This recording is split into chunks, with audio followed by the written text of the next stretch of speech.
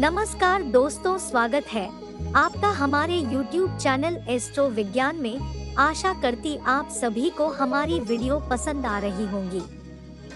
दोस्तों, अगर आपका कोई काम तटक गया है, बहुत कुछ करके देख लिया लेकिन उसका नहीं हो रहा कोई हल, तो मेरे देव महादेव का एक खास उपाय कर दीजिए। आपके सारे काम बनते चले जाएंगे, सुख समृद्धि और वैभव का आपके घर में वास होगा।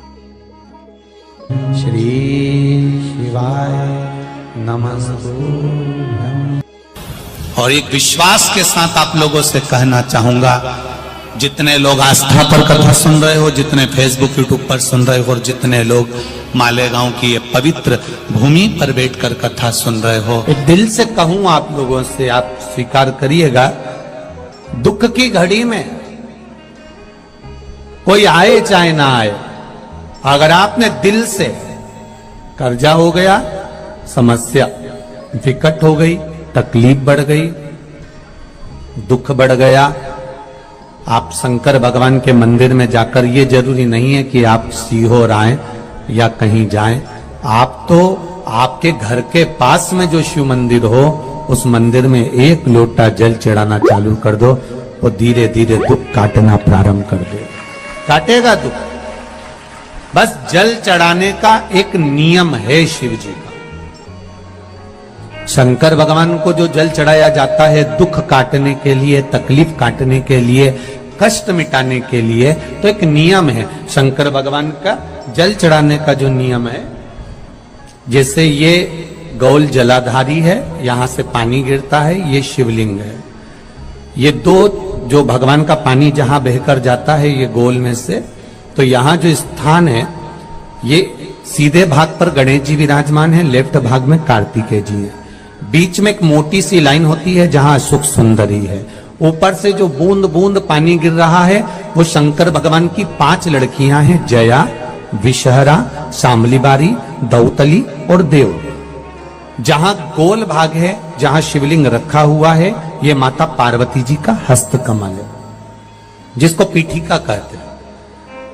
महाराज, जल चढ़ाने का नियम है, जब हमारे ऊपर दुख होता है, तकलीफ होती है, कष्ट होता है, बड़ी दिक्कत परेशानी होती है, तो हम जल चढ़ाते हैं। तो उस जल को चढ़ाने का नियम है, पहले गणेश जी का स्थान, कार्तिकेय का स्थान, अशोक सुंदरी की जगह, फिर माता पार्वती की पीठिका, उसके बाद जलाधारी को स्मरण कर कर जल धीरे धीरे शंकर भगवान पर छोड़ा जाता है।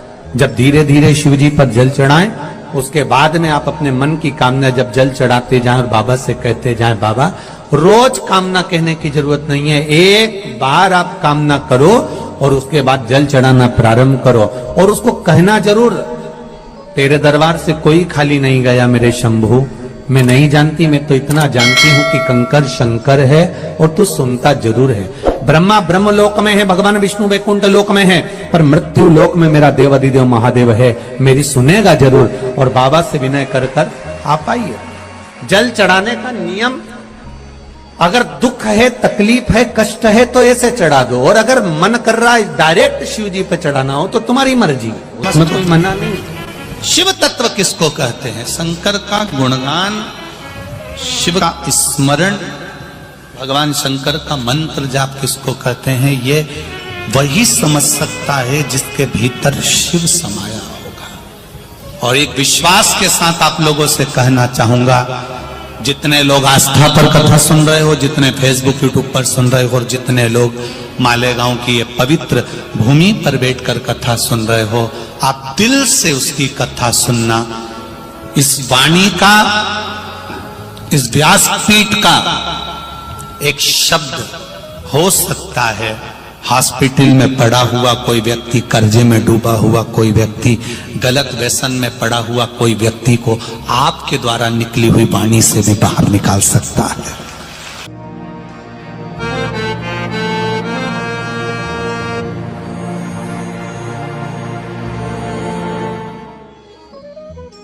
जैसे उस मां को कहा किसी ने, सीहोर वाला महाराज कहता है एक बार चले तो जा शंकर जी के मंदिर में, उसने पत्र भी लिखा।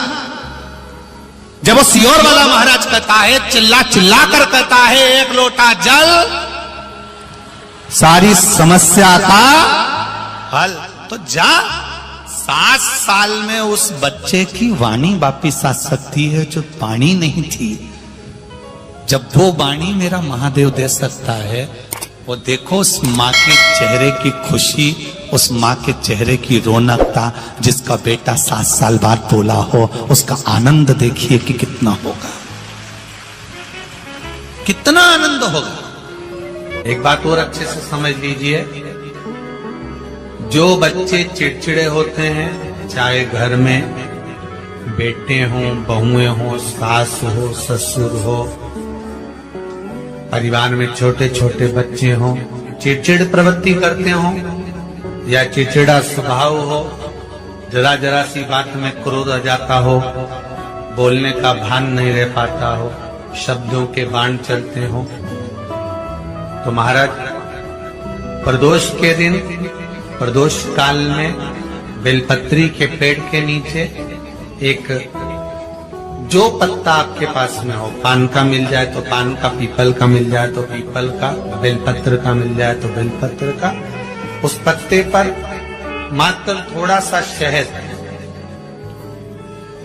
और 7 दाने चावल के रखकर घी का दिया लगा दो महाराज, और थोड़ा सा जल हाथ की अंजलि में लेकर भगवान देवाधिदेव महादेव का स्मरण कर कर कि इस बेलपत्री के वृक्ष के नीचे माता लक्ष्मी, पार्वती, सरस्वती विराजमान है।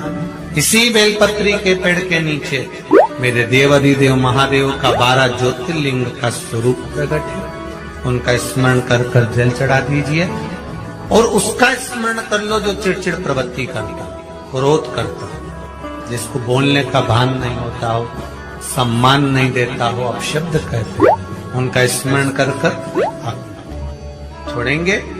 एकदम एक प्रदोष करेंगे, दूसरे प्रदोष तक तो आपको कोई दिक्कत ही नहीं। 2-3 प्रदोष कर कर देखिए, बाबा कृपा करें। 3 जगह पर अगर कोई बीमारी ऐसी हो गई कि वो समाप्त नहीं हो रही, बड़ी बड़ी तकलीफ, मतलब एक बार दवाई अगर चालू हो गई तो दवाई बंद ही नहीं हो रही है, तो उसके लिए आपको 3 जगह पर जल चढ़ाना प्रारंभ कर दो। मात्र 1 हफ्ते से ज्यादा चढ़ाना भी नहीं पड़ेगा। जैसे 1 हफ्ते आप टेबलेट लेते हो, गोली लेते हो, 1 हफ्ते चढ़ाना प्रारंभ कर दो। सबसे पहले बेलपत्री के पेड़ के नीचे क्या करना है, जल का पात्र लेना है, उसमें 2 दाने चावल के डालना, 2 दाने अक्षत के डालिए।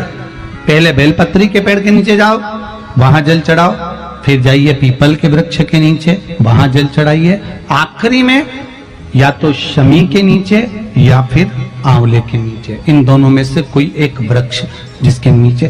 पर 1 हफ्ते अगर आपने आंवले में चढ़ाया है तो आंवले में ही चढ़ाना, शमी में चढ़ाया है तो शमी में चढ़ाना है। ये बदल के मत चढ़ाना कि आज मैं शमी में चढ़ा देती हूँ, कल आंवले में चढ़ा दूंगी, ऐसा नहीं। शंकर भगवान पे चढ़ा हुआ जल जो बहकर जाता है उसको 3 जगह पर जरूर लगाना चाहिए। ध्यान से सुनिएगा। 9 ग्रह जो शरीर पर राहु, केतु, मंगल, बुध, शनि परेशान करते हैं, उसकी समाप्ति के लिए शिव पर चढ़ा हुआ जल नैनों पर, कंठ पर,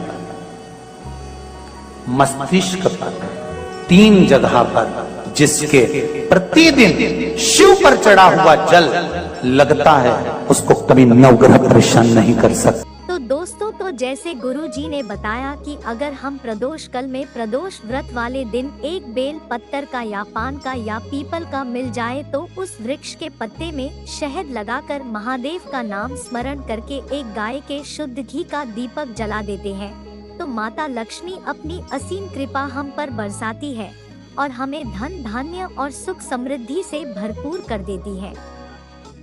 तो दोस्तों, इसी के साथ आज की हमारी वीडियो यहाँ पर समाप्त हुई। आशा करती हूँ आपको हमारी ये वीडियो जरूर पसंद आई होगी। हमारे चैनल एस्ट्रो विज्ञान को सब्सक्राइब जरूर करें और हमारी वीडियो को लिखें और शेयर भी करें ताकि और लोग भी ये उपाय जान सके और अपने जीवन खुशियाँ पा सके। नमः शिवाय।